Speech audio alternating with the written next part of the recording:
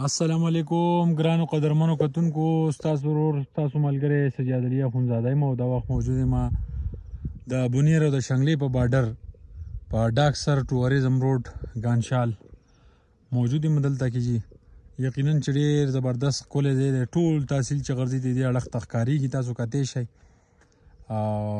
خپل خپل کلی پکې ګورئ. ها ټوټله چغرزي دي تقریبا دې طرف ته ښکارېږي، یون کونسل ګلبانډۍ طرف.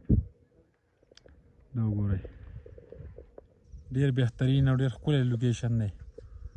برابر غر پر سر باندې یو بنګله هم دی ډېر زبردست. او دې طرف ته دا شانګله ده. ها دا شانګله دغه طرفونه دي. دا زه چې به کوم ځای ولاړ یم دا بلکل بارډر دی.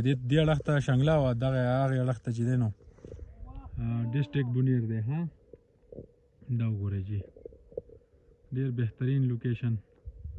دغه پورې مخامخ چې تاسو ته ښکاري دا دوه غرونه دي د دوه سرې وي. ها هم یو متل هم د دې ډېر مشهور دی، باران په دوه سرو شو ژرند یې له ډګر ویوړی. نو دغې طرف ته بیا ګوکن او دغه طرفونه دي بیا ښکته ډګر ته خوړ وتی دی. دا چې ډېر بهترین لوکیشن دی. دې ته خلک ډېر زیات چکر وله راځي. دا پورې دې ته ټانکۍ وي، دلته کې خلک اخلی پخلی ځان خپل پروګرامونه کوي.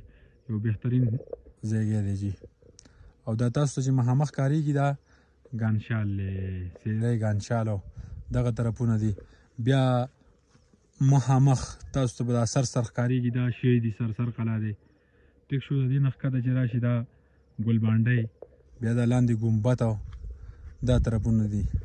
او دا جبهګۍ او دغه ډمبره دا ټول ملکونه دي. نومونه دله ډېر نه راځي، که خطا کېږم پکې بخښنه غواړم. نو ډېر زبردست ځای دی.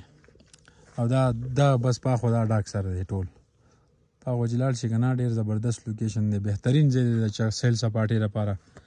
اورئ نو بلکل چې تاسو کله هم ترسره ټیم وي که نه نو دې طرف ته خامخا چکر راولګوئ.